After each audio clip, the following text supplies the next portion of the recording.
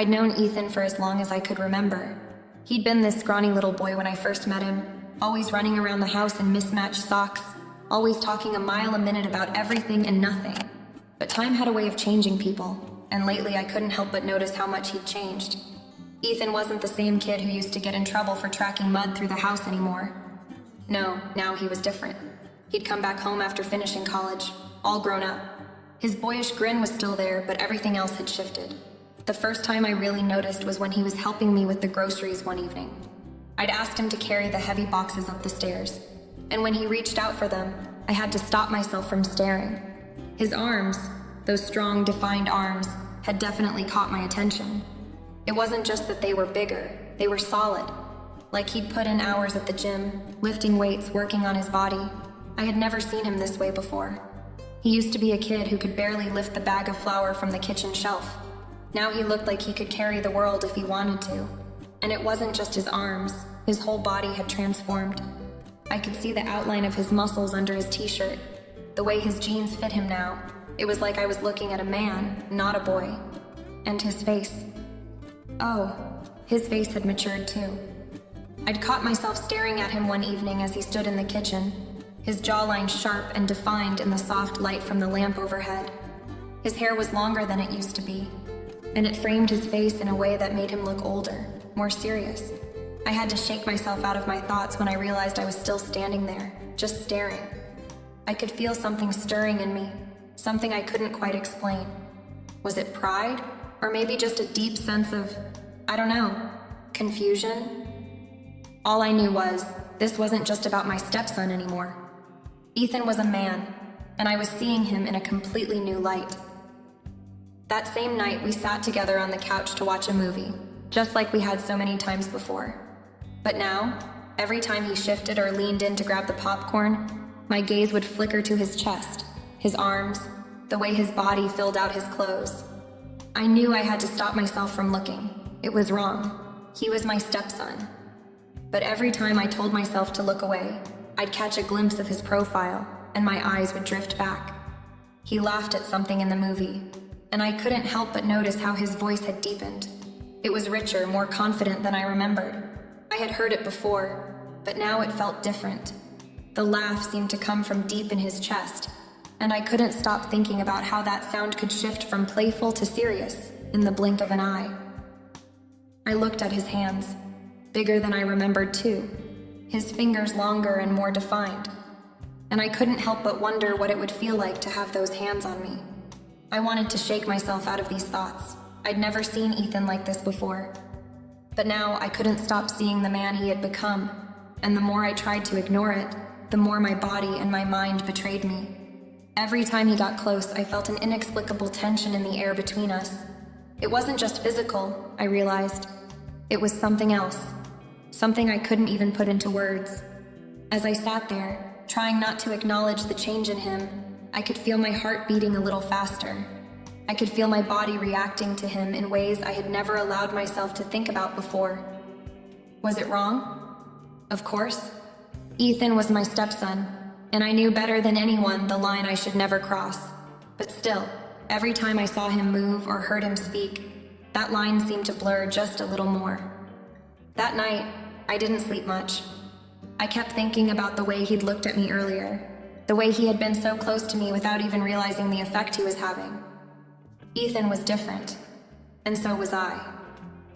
Ethan's return home from college had stirred something in me I hadn't expected. I was used to living a fairly predictable life with Alan, my husband, who worked long hours and had always been emotionally distant. In the beginning, when I first married him, things had been different. But over the years, we had drifted apart. There were still good moments, but I had often found myself feeling alone, especially when the house was quiet after a long day. Alan's absence, both physically and emotionally, had left a void that I didn't know how to fill. And then Ethan came back home.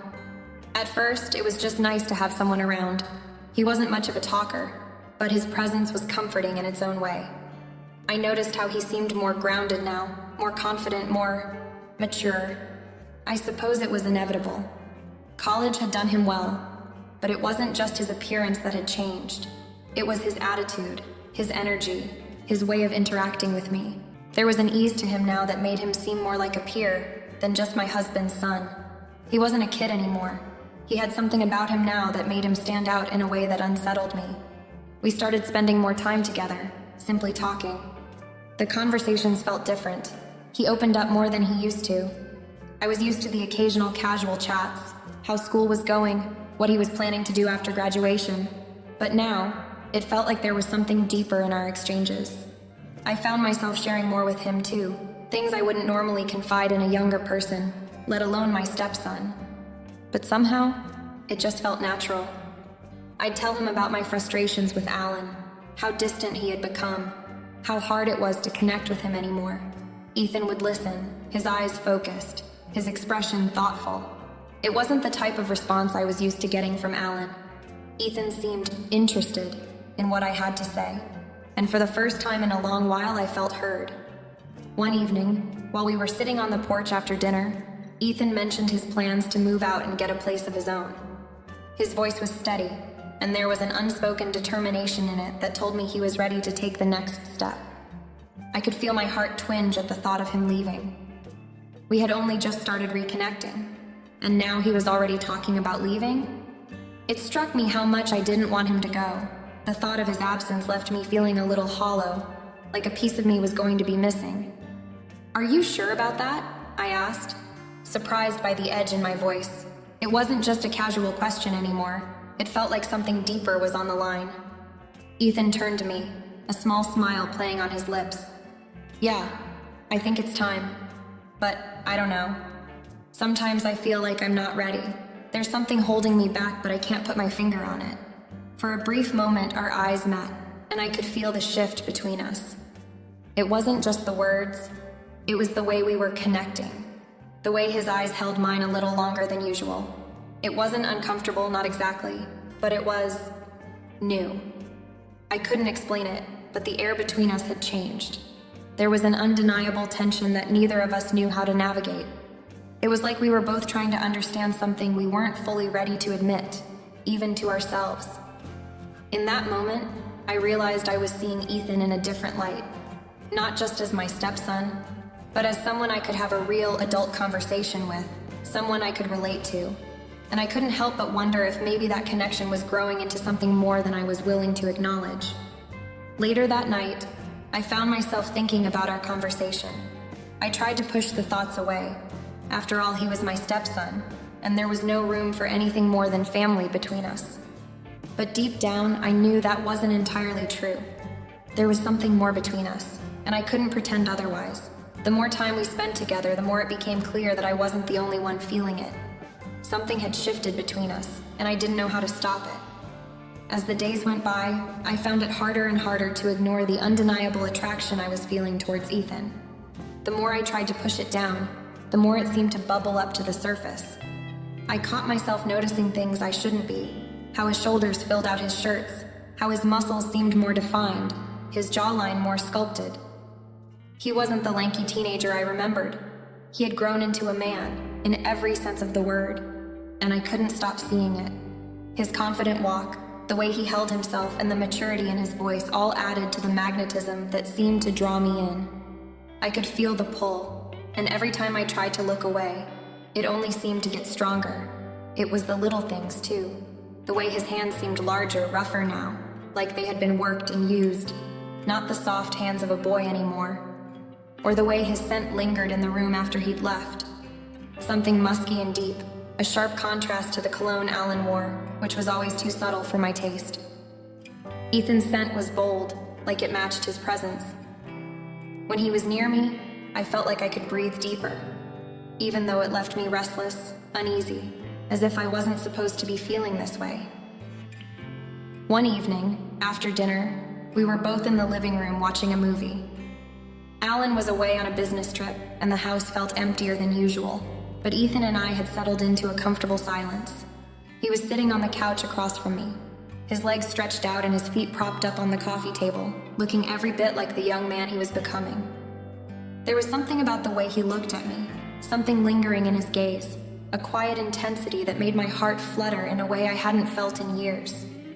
I tried to focus on the movie, but the tension between us was palpable. I could feel it in the air, heavy and thick like it was settling around us, wrapping itself into the fabric of the room. My mind kept wandering back to the way he had looked at me earlier that day, when we'd exchanged a simple glance while he passed me in the hallway. The way his eyes had softened, the small smile that had tugged at his lips. It was like something unspoken was hanging there between us. And I couldn't help but wonder if he felt the same way. Our conversations were starting to take on a new tone, too. No longer just small talk about his plans for the future or how his day had gone. We started to delve deeper into more personal subjects.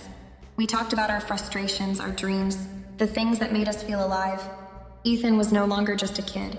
He was someone I could relate to in a way that felt almost forbidden. Every conversation we had felt like a secret, even though we never actually spoke of what was between us. I noticed the way he leaned in closer when we spoke, the subtle touches when he passed by. Nothing overt, but just enough to make me feel the heat of his presence. A brush of his hand against mine, the weight of his arm resting on the back of the couch just a little too close to me. It all seemed innocent enough, but I could feel the undercurrent of something else. Something that neither of us were willing to fully acknowledge, but both of us knew was there. And then there were the moments when our eyes would meet, and it was like everything around us would disappear. I'd see the intensity in his gaze, the way his pupils would dilate, and I'd realize that he was just as aware of this growing attraction as I was. We never spoke about it directly, of course. That would have been crossing a line neither of us was ready to cross, but it was there, unspoken, hanging between us like a fragile thread, waiting for someone to pull on it. The attraction I was feeling was impossible to ignore, and every time I thought I could control it, it seemed to slip through my fingers. I tried to convince myself that it was just a phase, that it was something I'd get over. But the more time I spent with Ethan, the harder it became to ignore the magnetic pull that seemed to draw us closer and closer. And every time I thought I might have a handle on my feelings, they would surge again, stronger than before, until I couldn't tell if I was falling deeper or simply losing my grip on reality. It happened one afternoon, when the house was eerily quiet. Alan was away on one of his frequent business trips, and I had finally found a moment of peace to unwind. The weight of the week had left me exhausted, and I needed some time to just relax. I had just finished a shower, and as I stood in front of the mirror, I absent-mindedly slipped into my robe, tying the sash loosely around my waist. The coolness of the fabric against my damp skin felt comforting, and I was planning to curl up on the couch to watch some TV. Little did I know, the quiet was about to be shattered in the most unexpected way. I had just sat down on the couch, sinking into the cushions and pulling the blanket around me, when I heard the soft creak of the door from the hallway. My mind barely registered it at first, lost in thought as I flipped through the channels. I was so caught up in the solitude that I didn't even think to check who was entering the living room. It wasn't until I heard Ethan's voice, his deep tone cutting through the silence, that I looked up in surprise. "Hey, I was wondering if you knew where..." Ethan started, but his words faltered, trailing off as soon as his gaze landed on me. For a split second, time seemed to freeze. My heart stopped in my chest and I felt the blood rush to my face. Ethan stood there, his mouth slightly open, eyes wide with shock, and something else I couldn't quite place. I froze, panic rising in my throat. My mind screamed at me to cover up, to stand up and pretend like this was all normal, but my body didn't move. I couldn't tear my gaze away from him, and it felt like every part of me was exposed. Not just physically, but emotionally too. I could see Ethan's eyes, his gaze scanning me quickly, from the way my robe hung loosely to the bare skin on my legs beneath it.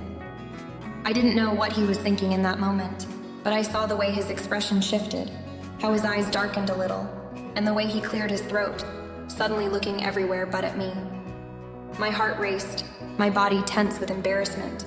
I had never felt more exposed in my life, even though I was technically covered. "Oh, sorry," Ethan mumbled, his voice almost strained, as though he were fighting to regain control.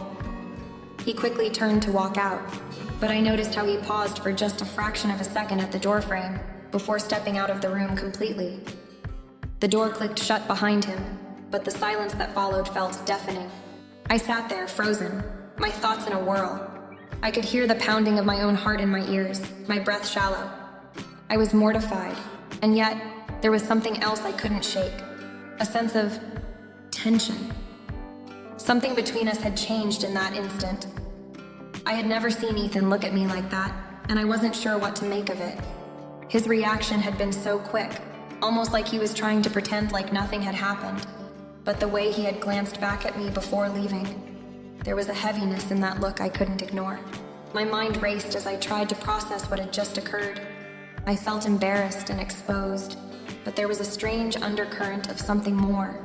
Something that had been building up for a while now, but had just been made painfully real. The silence between us after that encounter was unlike anything I had ever felt before. It wasn't just the awkwardness of the moment. It was as though we were both aware of something that neither of us were ready to confront. A part of me wanted to pretend like nothing had happened. I wanted to forget it, to pretend that this had been a simple misunderstanding, a fluke. But deep down I knew it wasn't that simple. Things had shifted. The space between us, both physically and emotionally, had narrowed, and now we were standing on the edge of something neither of us was ready to face. As I sat there, the weight of what had just happened pressed on me, and I couldn't help but wonder if Ethan had felt the same way. What had he seen in that moment? What had he thought? And more importantly, what did this mean for the complicated feelings I had been trying so hard to bury? That night, after the awkward encounter earlier, everything felt different. The house seemed quieter, even though I knew Ethan was still here, probably avoiding me, just like I was trying to avoid him. I couldn't shake the image of him standing in the doorway, frozen, his eyes lingering on me longer than they should have.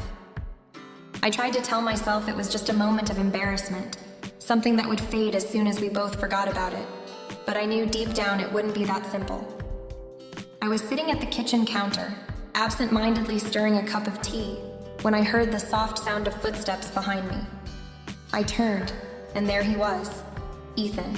His eyes were lowered, almost as if he were ashamed, but there was a quiet intensity in his posture that caught my attention. I set the spoon down, waiting for him to speak, my heart beating a little faster, unsure of what was about to happen. I need to talk to you, Ethan said, his voice low, but there was something in it, a vulnerability that I hadn't heard before. He stepped closer, the tension from earlier hanging between us like an invisible thread.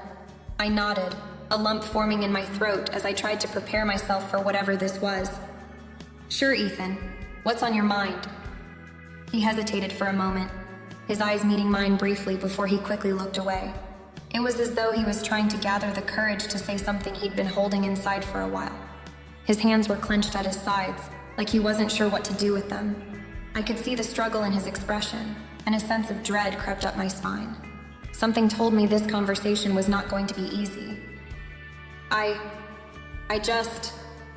Ethan began, his voice faltering for a second before he found his words. I want to be honest with you, Olivia.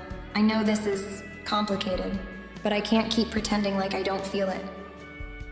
He paused, as though he were afraid I would stop him before he said too much. I've been feeling this way for a while, and I just need you to know. My breath caught in my throat, my heart pounding in my chest. I knew exactly where this was going. My pulse quickened, my hands instinctively gripping the edge of the counter as I waited for him to continue. The air between us seemed to thicken, and I could feel the weight of his words pressing down on me. Ethan swallowed hard before finally blurting out the truth, his voice a mix of hesitation and desperation. I find you incredibly attractive, Olivia, and it's been driving me crazy. I know I shouldn't feel this way, but I do. I can't stop thinking about you, and I just had to tell you. I stood there, frozen. His confession hit me like a wave, and for a moment I couldn't breathe. It wasn't just that Ethan had spoken the words, it was the rawness in his voice, the sincerity in his eyes that left me speechless. I wanted to say something, to tell him that this was wrong, that we couldn't go down this path, but all I could do was stand there, paralyzed. I wanted to deny it, to say that he was confused, that this was all just some fantasy, but I couldn't bring myself to. I knew the truth deep down. I'd been feeling it too. The pull, the attraction, the connection that seemed to grow stronger with every passing day. I had been fighting it, telling myself that it was nothing, just a fleeting thought, a momentary lapse in judgment. But hearing him say it out loud made it all too real. His eyes were searching mine, waiting for me to react, but I was frozen in place, unsure of what to say. I could feel the room closing in around us, the weight of his confession making the air feel thick and suffocating. "I didn't expect you to say anything back," Ethan continued, his voice quieter now, almost as if he were trying to reassure himself. "I just couldn't keep this inside anymore. I've never felt this way about anyone before, and Ethan," I whispered, my voice barely audible, my mind racing. I knew I needed to say something, but the words wouldn't come. Instead, I reached out, my hand trembling as I placed it on his arm, the contact sending a wave of electricity through me. "I didn't want to hear that," I finally managed to say, my voice barely above a whisper. "It wasn't what I wanted to feel, but it was the truth. This isn't something we can do." My words trailed off, and I could feel the truth of what I was saying. But even as I said it, I knew it was a lie. The attraction was there, the tension was there, it was impossible to ignore. Ethan's gaze dropped, and I could see the hurt in his eyes. He stepped back, as though he had anticipated my response, but the pain in his expression made something inside of me ache. "I know," he said quietly, his voice filled with regret, "but I had to tell you. I couldn't keep pretending like it wasn't there." And in that moment, I realized we had crossed a line, one that neither of us could undo. The confession had changed everything between us, and there was no going back. The tension, the attraction, it was all out in the open now, and I wasn't sure what to do with it. After that night, everything between Ethan and me was different. The air felt charged whenever we were in the same room, and I could feel it in the way we interacted. The lingering touches, the stolen glances, the way his voice softened when he spoke to me. I couldn't deny it anymore. The pull between us was undeniable. It was as if every time he entered a room, the space between us became smaller, more intimate, and I found myself drawn to him in ways that felt wrong, yet exhilarating. I told myself over and over again that I needed to stay in control, that I couldn't allow myself to give in to whatever was happening between us. But every time Ethan smiled at me, or his hand brushed against mine by accident, it felt like the walls I had carefully built around my emotions started to crumble. His presence, once something I took for granted, now felt like a weight that I couldn't shake. His maturity, his confidence, everything about him was so different from the young boy I had known. Ethan had grown into a man, and it was hard to deny how much I found myself admiring him. One evening, we found ourselves alone in the living room, watching TV. Ethan was sitting on the couch across from me, his eyes glued to the screen. But every so often, his gaze would flicker toward me, and when I looked up, he'd quickly look away. It wasn't as though he was being overt about it. He was trying, in his own way, to be respectful, but I could see the hunger in his eyes, the unspoken words that passed between us even in silence. It was as if we were both holding our breath, waiting for the other to make the first move. "You're quiet tonight," I said, my voice breaking the silence as I tried to keep things normal, tried to keep my heart from pounding in my chest. Ethan shifted, his eyes meeting mine for a moment longer than necessary. "Just thinking," he said softly, his voice carrying a depth of emotion I couldn't quite place. "About what?" I asked, though I already knew the answer. He didn't respond immediately, and for a long moment, we both just sat there, the tension thick in the air. Finally, he leaned forward, elbows resting on his knees, his eyes never leaving mine. About how hard this is," he admitted, his voice barely above a whisper. "About how much I want to be close to you, but how everything tells me I shouldn't." His words hung in the air between us, raw and heavy, like they were meant to break some invisible barrier. I could feel my breath catch in my throat.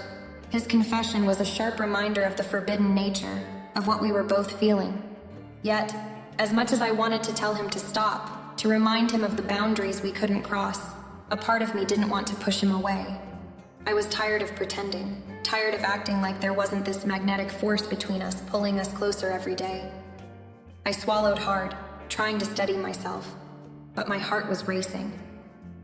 "Ethan," I said softly, my voice trembling, unsure if I should continue.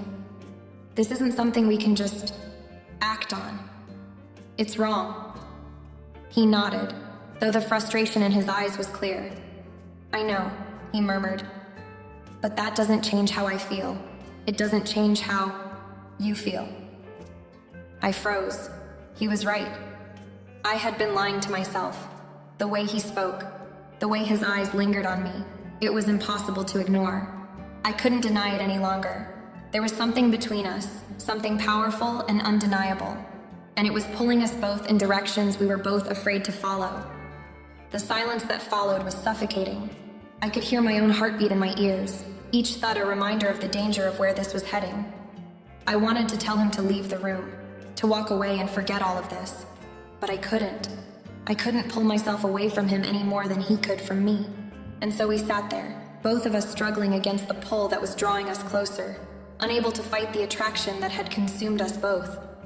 The forbidden nature of it only made it more intense.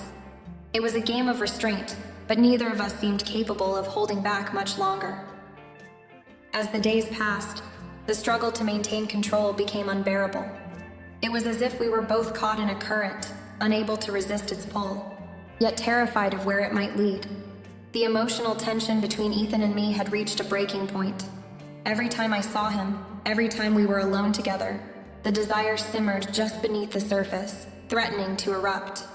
It was exhausting trying to pretend that everything was normal, that I wasn't constantly thinking about him, about us.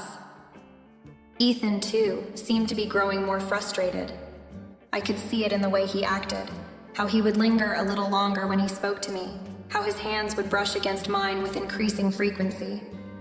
I knew he was testing the waters, trying to gauge how far he could push before I would pull away completely. But the thing was, I wasn't pulling away. I wasn't doing anything to stop it. Instead, I was letting it happen, letting the lines blur further with every moment we spent together. One evening after dinner, I found myself alone in the kitchen washing dishes. Ethan had been unusually quiet all night, his usual easygoing demeanor replaced with a tension I couldn't quite place. I didn't think much of it at first, but then I felt him behind me, standing too close. I didn't turn around, but I could feel him watching me, his presence heavy in the air. I swallowed hard, trying to focus on the task at hand, but my hands were shaking as I scrubbed the plates. "I don't think I can do this anymore." Ethan's voice broke through the silence, and it was soft but laced with frustration. I didn't know what he meant at first, but then I realized he was talking about us, about the tension, the attraction, the constant strain between us. I placed the dish down, my hands still wet as I turned to face him. "What do you mean?" I asked, though I already knew the answer. "I mean this," he said, stepping closer, his eyes never leaving mine. "I can't keep pretending that it's nothing, that I don't feel this." His words hung in the air like a confession, a plea, and I felt my heart race as his proximity made everything feel more intense. "You have to stop," I whispered, my voice barely audible. "You have to understand that this isn't right, Ethan. It can't happen." But even as I said the words, a part of me wasn't sure if I believed them. Part of me wanted him to cross the line, to make it real, to stop pretending. But the other part of me, the part that knew the consequences, fought to maintain some sense of control. Ethan stepped back, his jaw clenched. "I know," he muttered, his frustration evident. "But it's hard when you make it so damn difficult to ignore." He turned to walk away. But before he could get far, I reached out, grabbing his arm. The physical contact sent a jolt through me, my pulse racing. He turned to face me again, his expression softening. There was a moment, a brief moment, where everything between us seemed to disappear, where it was just the two of us, caught in the chaos of our emotions. "I don't know what to do anymore," I admitted, my voice shaky. "I don't know how to fix this." Ethan's eyes softened with something close to understanding, and he stepped back toward me. "I don't know either," he said quietly, "but we can't keep pretending it's not real." The tension between us was unbearable, and I could feel myself losing grip, inch by inch. The power dynamic had shifted, and now it was no longer just about control. It was about desire, about two people who couldn't stop wanting something that they knew would destroy them both. As much as I wanted to pull away, I couldn't. I could feel the draw, the need, the temptation to let go, to let it happen. The struggle to keep control was slipping through my fingers, and I was scared to see where it would lead. The inevitable moment finally arrived, and I felt it in every fiber of my being. The tension that had been building between Ethan and me for weeks, months, was finally too much to ignore. We had spent countless nights trying to pretend that nothing had changed, that we were still just a stepmother and stepson, bound by family and morality. But the line had long since been crossed, and now, standing in front of him, I knew there was no turning back. It happened late one night, when the house was quiet, and the only sound was the hum of the refrigerator in the kitchen. Ethan and I had shared a private moment earlier that evening. Just a glance, just a touch. But it was enough to send a shockwave through my entire body. I could feel him, like a magnet pulling me closer with every step I took toward him, and I couldn't deny it anymore. We were in the living room, sitting on the couch like we had so many times before. But tonight felt different. The air was thick with anticipation, the weight of our unspoken desires hanging between us. Ethan sat next to me, his shoulder grazing mine, his presence consuming the space around us. I could feel his warmth, the way his muscles tensed with every breath, and I knew he was feeling it too. "I can't keep doing this," he whispered, his voice rough with emotion. His words hit me like a punch to the gut. "I can't pretend anymore. I can't pretend that this," he motioned between us, "isn't real." I opened my mouth to speak, but the words wouldn't come.